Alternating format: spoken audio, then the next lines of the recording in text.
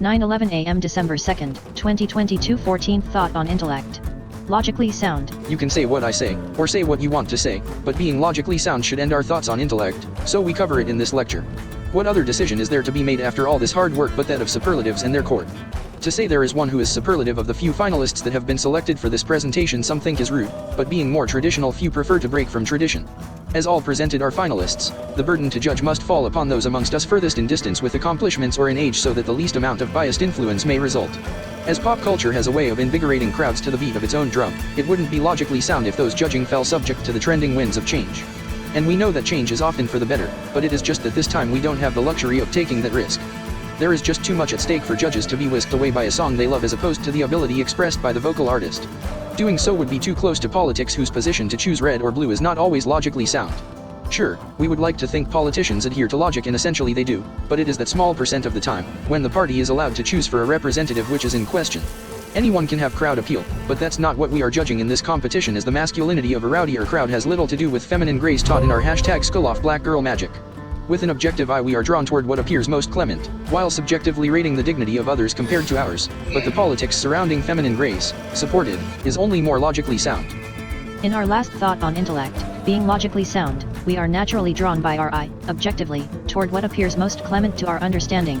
We can help but choose what's clean over what is dirty, and as the future always seems brighter than the present, we choose future success today. The potential of those studying black girl magic is such that the sky is the limit, and wanting to attach ourselves to greatness, we can't help be more receptive to those we feel have more. We can't prefer to be less clement or for others to be so toward us, where in doing so a beneficial association is created amongst those with amicable attitudes toward the future. There is little pleasant about predicted inclement weather other than periods when the weather breaks, so we look to the skies for breaks in the clouds where we find superlatives. Sure, there is a best in show, but there are also other superlatives that add balance to the presentation, where all the accolades for one wouldn't be fair in this group effort. We seldom think we are due any less than is given, where, if all was for one, the effect wouldn't be as encompassing because of the limited ability of one. But though possible, the burden may be too much extracurricular activity for one to bear, where the realities of life take precedence over the world we have nurtured at our #SkullOffBlackGirlMagic. With little way to distinguish those objectively sufficient, we subjectively rate the dignity of others compared to ours. With all those presented being overly sufficient, they all must be looked at objectively, as distinguishing one from another becomes too difficult until we factor in participants' intellect or lack thereof. Dignity is demanded where, when the wisdom of age is absent, intellect is present and can be expressed through whatever mode of communication we use which speaks to others. We appear to others in many different ways, where some never having seen our faces may be attracted to attributes of what we say and worthy causes we support. Without ever having actually encountered us, the motivation behind Black Girl Magic is surrounded by causes that may be more prestigious but can't be as significant to those we have chose to train. The beauty of it is that people don't train for nothing, but if not for self-improvement, dignity won't allow situations to be otherwise. With the competition narrowed down but not enough, the politics supporting feminine grace is only more logically sound supported. We do what we want to do and follow who we want to follow. It just happens, and perhaps because it is true, that we are happy seeing in others what we hope others see in us and align ourselves to causes similar. Providing our audience with just such an occasion, grace is that total package of refinement that participants use to display such presentations. We all could be doing other things with our time, but assuredly it has been just as rewarding raising funds for this worthy cause as it is to those who witness and those who perform. There is a politics behind truth that can't be denied, as tomorrow becomes yesterday, and what was in the dark comes to the light. The truth is never regretted, even if it comes at an ultimate price, because supporting truth is principle.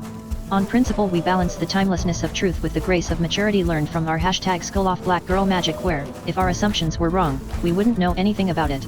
We are only here to profit, as no one would do anything were there not some type of benefit. Judges bound by principle select finalists from objective truths, but charmed by grace superlatives subjectively make them happy having chose us. Objectively, we are drawn toward what appears most salient to the eye, while subjectively comparing our levels of dignity with others, but the politics encouraging feminine grace is logically sound more so than not. There is a difference between women and ladies, where only some of the former are categorized by the latter. Understandably, there are more ways to see an individual than through optics, or should we say that people appear to us visually and intellectually, where gravitating towards what it good we select what's most clement. We can't abstain from truth when there is nothing to encumber it, which brings us to dignity, where respecting all we subjectively look for one with the most of those available. Just as teachers pick the first hands raised to answer questions, participants are dignified in our #SkullOffBlackGirlMagic. Though how much more logically sound may we be than to promote feminine grace? Thank you for your time and consideration.